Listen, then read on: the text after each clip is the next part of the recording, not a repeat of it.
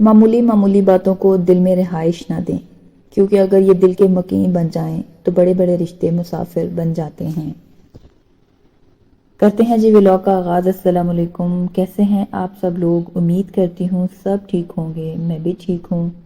میں گما نہیں یقین ہوں، کس نمبر 7 کی طرف چلتے ہیں۔ زرینہ بیگم اور روبینہ دونوں سر جڑے بیٹھی تھیں۔ زرینہ آدھا گھنٹہ پہلے ہی عجلت میں پہنچی تھی، اسے واپسی کی بھی جلدی تھی کیونکہ امیر احمد کی طبیعت نارمل نہیں تھی، انہیں ہمہ وقت دیکھ بھال کی ضرورت پڑتی۔ وہ ربیل کو ضروری ہدایات دے کر گھر سے نکلی تھی۔ پھر کیا سوچا تم نے زرینہ؟ انہوں نے منہ قریب لاتے ہوئے رازدارانہ انداز میں پوچھا۔ میں نے صرف سوچا نہیں ہے، عمل کرنے کی بھی ٹھان لی ہے۔ جتنا جلدی ہو سکتا ہے زیان کی شادی کرنی ہے، ورنہ یہ فتنہ لڑکی میری آئندہ آنے والی زندگی میں بھی آگ لگا سکتی ہے۔ زرینہ کا لہجہ نفرت امیز تھا۔ کہتی تو تم ٹھیک ہو، میرے وہاب کا حال نہیں دیکھا، ہر 2 دن بعد تمہارے گھر پہنچا ہوتا ہے۔ روبینہ نے تائید کی، مگر وہاب جیسے اس کی نگاہوں میں کیا حیثیت رکھتے ہیں؟ کیوں؟ کیا ہے میرے وہاب کی حیثیت کو؟ اچھا کماتا ہے، شکل و صورت والا ہے، بھرپور مرد ہے۔ زرینہ کی بات پہ روبینہ تڑپ ہی تو گئی۔ زرینہ نے ان کی جذباتی حالت دیکھ کر فوراً اپنی بات کا تاثر زائل کرنے کی کوشش کی۔ میرا یہ مطلب نہیں ہے کہ خدا نخواستہ وہاب یا آپ کم حیثیت ہیں۔ میں تو زیان کی بات کر رہی تھی کہ وہ بہت اونچی اڑان میں ہے۔ میری بلا سے جو بھی ہے مجھے فرق نہیں پڑتا، مگر وہاب کو ضرور پڑتا ہے، اس کا دل زیان میں اٹک گیا ہے۔ زرینہ معنی خیز لہجے میں بولی تو روبینہ نے اسے بے بسی سے دیکھا۔ میں کیا کروں؟ شروع میں سمجھ ہی نہ پائی کہ تمہارے گھر کے اتنے چکر کیوں لگاتا ہے، مگر خیر ابھی تک اس نے کھل کر اپنے منہ سے کچھ نہیں کہا ہے۔ روبینہ اب پرسکون تھی۔ آپا بہت جلد وہ اپنے منہ سے پھوٹے گا، میں اس طوفان کو آپ کے گھر کی طرف بڑھتا دیکھ رہی ہوں۔ ہائے اللہ نہ کرے۔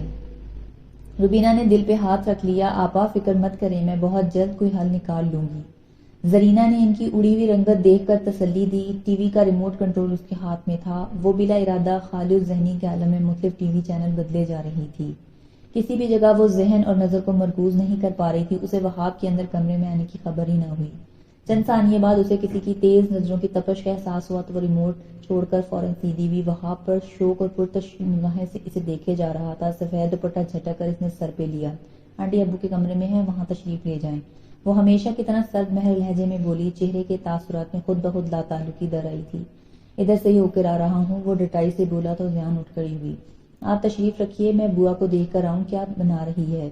اس نے بمشکل تمام لہجے کو مزید روکھا ہونے سے روکا۔ وہ جاتی زیان کی پشت کو بے بسی سے دیکھ کر رہ گیا۔ اس کے لمبے بالوں کی چٹیاں اوڑے گئے دوپٹے سے نیچے تک نکلتی کمر کی طرف جاتی صاف دکھائی دے رہی تھی۔ اس کے گلابی پیروں کی نرم و نازک ایڑیاں مکمل طور پہ وہاب کی نگاہوں کی زد میں تھیں۔ وہ غصے اور سرد مہری سے جا رہی تھی اور وہ اس کی ایک ایک ادا نقش کر رہا تھا۔ زیان سراپا غزل تھی اور یہ غزل پس منظر کے ساتھ بھی حسین تھی۔ اف کیا کروں میں، اب تو لگتا ہے میں پاگل ہو جاؤں گا۔ وہاب سر کے بال مٹھی میں جکڑے صوفے پہ بیٹھ گیا۔ سامنے ٹی وی سکرین پہ مونیا درد بھرے لہجے میں نغمہ سرا تھی۔ اے محبت تیرے انجام پہ رونا آیا۔ وہاب کا دل دہل سا گیا، اس نے فوراً چینل تبدیل کر دیا۔ اگر ایسا ہوا تو بہت برا ہوگا۔ میں نے ہارنا نہیں سیکھا ہے، ہر قیمت پہ زیان کو حاصل کر کے رہوں گا۔ دیکھتا ہوں کون مجھ سے ٹکرانے کی ہمت کرتا ہے۔ تہس نہس نہیں کر دوں گا، زمین و آسمان ایک کر دوں گا۔ وہاب خیالوں کی رد میں بہتا بہت دور نکل چکا تھا۔ زرینہ بیگم امیر علی کے جسم کے فالج سے متاثرہ حصے کی مالش کر رہی تھیں۔ جب سے انہیں فالج ہوا تھا تب سے اس نے اس کی دیکھ بھال کی ذمہ داری خود سنبھال لی تھی۔ مالش کرنا، وقت پہ دوا دینا، ڈاکٹر کی بتائی ہوئی مخصوص ورزشیں اور فزیو تھراپی، وہ سب کچھ خود کرتی تھیں۔ بہت ہوا تو آفاق سے مدد لے لی، لیکن زیادہ کام خود سنبھالا ہوا تھا۔ وہ شوہر پرست عورت تھیں، اس خوبی کے امیر احمد بھی معترف تھے۔ مالش کرنے کے بعد انہوں نے زیتون کے تیل کی بوتل اپنی مخصوص جگہ پہ رکھی اور جا کر واش روم میں ہاتھ دھوئے۔ ہاتھ خشک کرنے کے بعد دوبارہ ان کے پاس آ کر بیٹھ چکی تھی۔ اللہ آپ کو صحت دے، آپ کا سایہ بچوں کے سر پہ سلامت رہے۔ وقت کا کچھ پتہ نہیں چلتا، میں بہت پریشان رہتی ہوں۔ زیان اور رابیل دونوں جوان ہیں، ان کے بعد آفاق اور مناہل ہیں، ہمیں اپنا فرض ادا کرتے بہت دیر لگ جائے گی۔ زرینہ بیگم نے اپنا پسندیدہ موضوع چھیڑ دیا۔ یہ ایسا تھا کہ وہ اس پہ گھنٹوں بے تکان بحث کر سکتی تھی، اس لیے امیر احمد نے انہیں ٹوکنے کی کوشش نہ کی۔ میں نے اس دن آپ سے زیان کے بارے میں بات کی تھی، پھر کیا سوچا ہے آپ نے؟ وہ قریب میں لگ گئی۔ میں نے کہا تھا نا، ابھی وہ پڑھ رہی ہے، اتنی عمر تو نہیں ہے اس کی کہ فوراً جلدی سے کام لیتے ہیں، شادی کر دوں۔ وہ اس طرح کی آج بھی اس سے بات پہ قائم تھی اور یہی واحد بات زرینہ کو چبھی۔ یہ تو جیسے تیسے کا ناسور بن گئی تھی۔ آپ خود بیمار ہیں، زیان کے بعد ہماری اور بھی ذمہ داریاں ہیں، آپ خواہ مخواہ جذباتی ہو رہے ہیں۔ میں زیان کی دشمن نہیں ہوں جو اس کے لیے برا سوچوں گی۔ زرینہ کی بات میں وزن تھا، پر امیر علی زیان کے مستقبل کے ارادوں سے واقف تھے اور وہ اعلیٰ تعلیم حاصل کرنے کے بعد اپنے پاؤں پہ کھڑا ہو کر اس گھر سے فرار اختیار کرنا چاہتی تھی۔ اپنے اس ارادے کا اظہار اس نے کچھ سال پہلے واشگاف الفاظ میں کیا تھا۔ وقتاً فوقتاً وہ دہراتی اور اپنے عزم کو مضبوط کرتی، مگر پہلے اس کے ارادے میں گھر سے راہ فرار شامل نہیں تھا۔ اب تو اس کی آنکھ اور لہجے میں ہلکی ہلکی سرکشی بھی محسوس ہونے لگی تھی۔ امیر علی کرتے تو کیا کرتے، زیان کی کالج کی تعلیم ابھی بھی مکمل نہ ہوئی تھی۔ خود وہ معذور و لاچار ہو کر بستر پہ تھے۔ اپنی بے بسی اور لاچاری کا انہیں اچھی طرح ادراک تھا، تبھی تو خاموش ہو جاتے۔ اس خاموشی پہ زرینہ کڑتی، انہیں یہ ایک آنکھ بھی نہ بھاتی تھی۔ ابھی بھی امیر علی نے آنکھیں بند کر لی تھی، جو ان کی طرف سے بات چیت ختم ہونے کا اظہار تھا۔ زرینہ غصہ دل میں دبائے باہر آئی۔ بیرونی گیٹ لاک تھا اور رحمت بوا بھی اپنے کمرے میں جا چکی تھی۔ زیان کے کمرے کا دروازہ بند تھا، لیکن بند دروازے کے نیچے سے روشنی کی ہلکی سی لکیر باہر آ رہی تھی۔ کھڑکیوں پہ بھاری پردے پڑے تھے، کیونکہ موسم سرد تھا۔ وہ ٹھنڈی سانس بھرتی دوبارہ کمرے میں آئی۔ باہر سکون تھا، لیکن ان کے دل میں امیر علی کی خاموشی سے ہلچل مچی ہوئی تھی۔ پہلی تلخی اور پہلا دن باوجود کوشش کے وہ آج بھی نہ بھول پائی تھی۔ کمرہ سادے انداز میں سجا ہوا تھا۔ وہ گھونگھٹ اوڑھے سر گھٹنوں میں رکھے بیٹھی تھی۔ کبھی کبھی نگاہیں ادھر کر کے ادھر ادھر دیکھ لیتی، مگر اس کی نگاہوں کا مرکز کمرے کا دروازہ تھا، جہاں سے کسی کو گزر کر اس تک پہنچنا تھا۔ امیر علی کے بارے میں اس کی سہیلی، رشتہ داروں اور بڑی بہن روبینہ نے بہت کچھ بتایا تھا۔ وہ امیر اور صاحب جائیداد تھے۔ اس کے گھر نوکر کام کرتے، دروازے پہ دو دو گاڑیاں کھڑی تھیں، اور وہ خود بھی تو جاذب نظر شکل و صورت کا مالک تھا۔ زرینہ نے کسی نہ کسی طرح اس کی ایک جھلک دیکھ لی تھی جب وہ عورت یہ ان کے گھر آیا تھا۔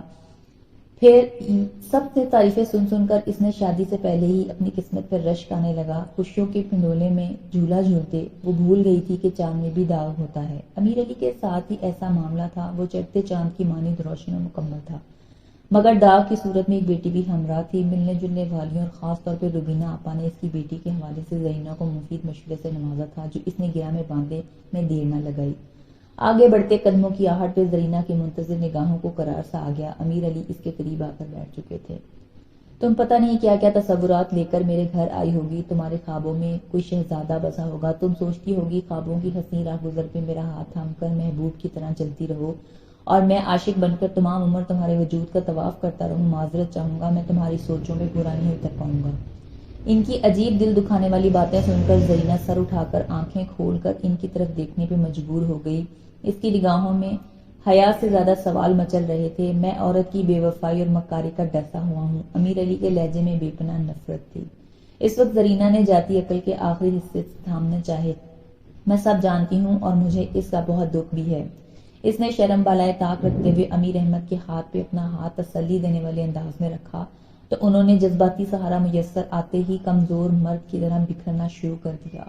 میں نے اپنی اس بیٹی گالی عورت سے چھین کر ہمیشہ تڑپتے رہنے کی سزا دی ہے۔ ساری عمر سسک سسک کر روئے گی۔ تم نے میری بیٹی کو ماں کا پیار دینا ہے۔ کل وہ یہاں آ جائے گی اپنے گھر۔ آج میری بوا رحمت کے پاس ہے، وہ اسے میری رشتے کی پھپھو کے گھر لے گئی ہیں۔ بہت رو رہی تھیں۔ میں اس کے سلسلے میں کوئی کوتاہی برداشت نہیں کروں گا۔ وہ ہماری بیٹی پہلے ہے اور تم میری بیوی بعد میں ہو۔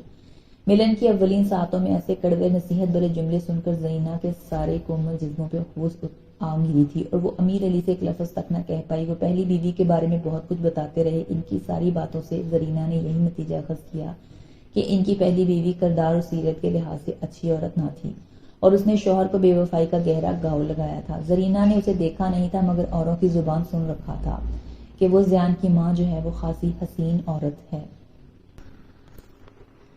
دوستو، اس ایپیسوڈ کے بارے میں اپنی قیمتی رائے سے آگاہ ضرور کیجیے گا۔ اپنا بہت زیادہ خیال رکھیں، خوش رہیں، خوش رکھیں، خوشیاں بکھیرتے رہیں۔ اگلے ایپیسوڈ کے ساتھ ملتے ہیں نئے ولاگ میں، اور اگر چینل کو سبسکرائب نہیں کیا تو چینل کو سبسکرائب کر لیں تاکہ اگلی آنے والی ایپیسوڈ آپ تک پہنچ سکے۔ تب تک کے لیے اللہ حافظ۔